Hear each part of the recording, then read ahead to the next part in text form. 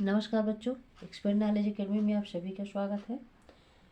आज की वीडियो में हम पढ़ने जा रहे हैं प्रत्यय परिचय में कृत प्रत्यय के भेद में पहला भेद कत्व प्रत्यय। आज हम कत्व प्रत्यय के बारे में पढ़ेंगे।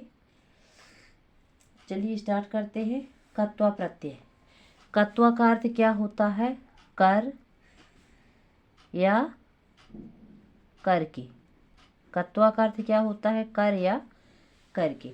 यहाँ पे हमने परिभाषाएं लिखी है अलग अलग टाइप से, इसे आप ध्यान से देखिए। लिखा हुआ है जहाँ एक क्रिया की समाप्ति पर तुरंत दूसरी क्रिया प्रारंभ हो जाती है, वहाँ पहले की क्रिया को दिखाने के लिए धातु पर कत्व प्रत्यय का प्रयोग किया जाता है। धातु क्या होता है? क्रिया का जो मूल रूप होता है उसे हम धातु कहते हैं। क्रिया का मूल रूप जो है तो क्या कहलाता है? धातु कहलाता है। ठीक है ना। अब यहाँ पे थोड़ा सा समझने में और आसानी करने के लिए हमने यहाँ में एक परिभाषा और दी है। कत्व प्रत्यय में का, यहाँ पे देखिए आधा है ना, ये देखिए अनुबंध है जिसका क्या हो जाता है? लोप हो जाता है। और धातु के अंत में खाली क्या जुड़ जाता है? त्वा जुड़ता है। ठीक है ना। उदाहरण के तौर पर हम यहाँ पे कुछ आपको क्रिया बताएंगे तो आपके समझ में जल्दी आ जाएगा। ठीक है ना। फिर देखिए क्या लिखा है? कत्व प्रत्यय में का अनुबंध है जिसका लोप हो जाता है और धातु के अंत में त्वा जुड़ जाता है। कत्व प्रत्यय का प्रयोग कर अथवा कर के अर्थ के लिए किया जाता है। अब जैसे पठित्व, यहाँ पे हम ले रहे हैं कुछ धातु, जैसे पठ हो गया, ठीक है, हंस हो गया, हंस यानी हंसना, चल यानी चलना हो गया, गम यानी जाना हो गया, और नम का अर्थ होता है प्रणाम करना, क्री का अर्थ होता है करना, भू का अर्थ होता है होना। तो ये हम कुछ धातुओं को लिए हैं, इससे हम समझ जाएंगे कि किस तरह से कत्व प्रत्यय का हम प्रयोग करके शब्द को परिवर्तित करते हैं। ठीक है ना। तो इसका अर्थ है यह भी पढ़ना, हंसना, चलना, जाना, झुकना, है ना, करना, होना। अब इसमें से जो है क्या करेंगे, हम कत्व प्रत्यय लगा देते हैं इस तरह से। यहाँ भी हमने कत्व प्रत्यय का प्रयोग कर दिया, यहाँ पे कत्व प्रत्यय का प्रयोग कर दिया, यहाँ भी हमने क्या कर दिया? कत्व प्रत्यय। यहाँ भी हमने क्या कर दिया?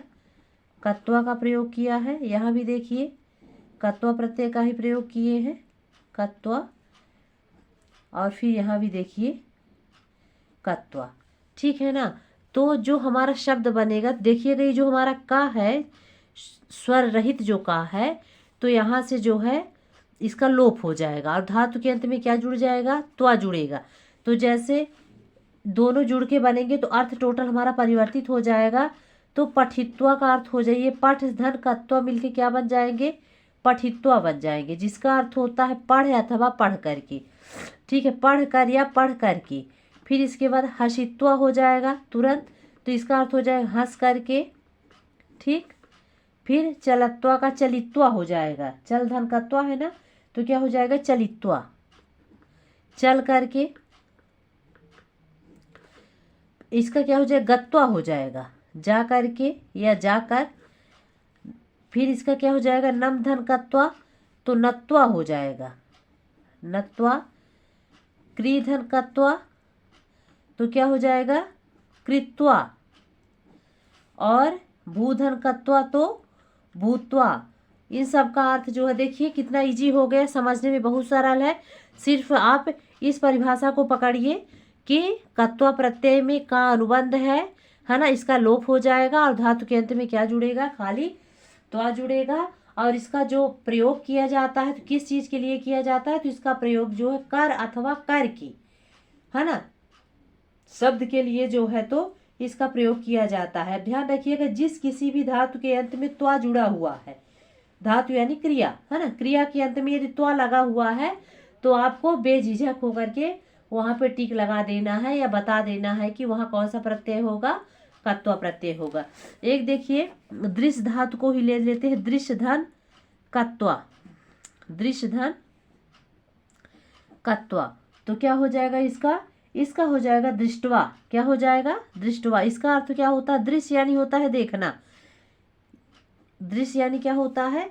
देखना। तो दृष्टवा बना दिए। यहाँ पे देखिए ता भी हट गया है ना। क्यों हट गया? क्योंकि टा वर्ग वाले जो शब्द हो, सॉरी, टा वर्ग वाले जो व्यंजन होते हैं और ता वर्ग वाले जो व्यंजन होते हैं तो दोनों सेम होते हैं।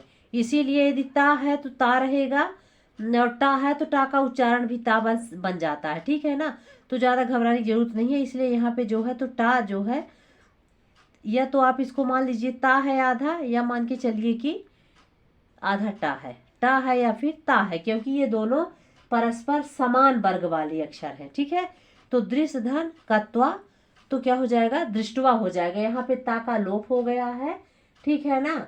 और वह जो है धातु के अंत में जुड़ गया है। उसी तरह से पृष्ठवा एक देख लीजिए। पृष्ठवा भी कभी कभी आ जाता है एग्जाम में। तो पृष्ठवा में जो है प्रच्छ धातु होती है। इस तरह का शब्द देखने को मिलता होगा आपको, पृष्ठवा। तो पृष्ठवा में धातु क्या होती है? प्रच्छ धातु होती है। प्रच्छ धातु और प्रच्छ में यदि हमने कत्वा प्रत्यय लगा दिया तो क्या बन गया हमारा? पृष्ठवा बन गया। इस तरह से अक्षर बनेगा जिसका अर्थ होता है पूछ कर। प्रच्छ यानी होता है पूछना। प्रच्छ यानी क्या होता है? पूछना। तो प्रच्छ धन कत्वा बराबर क्या हो गया? पृष्ठवा हो गया। तो इसका अर्थ हो गया पूछ कर। क्या? पूछ कर अथवा पूछ कर की। ठीक है। तो एक दृष्टवा हो गया, इसको भी देख लीजिए। एक पृष्ठवा भी होगा। ये मिलते जुलते शब्द हैं।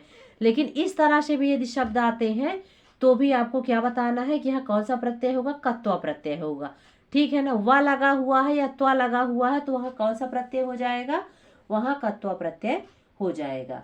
तो इसी तरह से बहुत सारे ऐसे ही शब्द हैं, धातुएं हैं, जैसे वस धातु हो गई, स्था धातु हो गया, है ना, पा धातु हो गया, खेल धातु हो गया, चल धातु हो गया, आप धातु हो गया।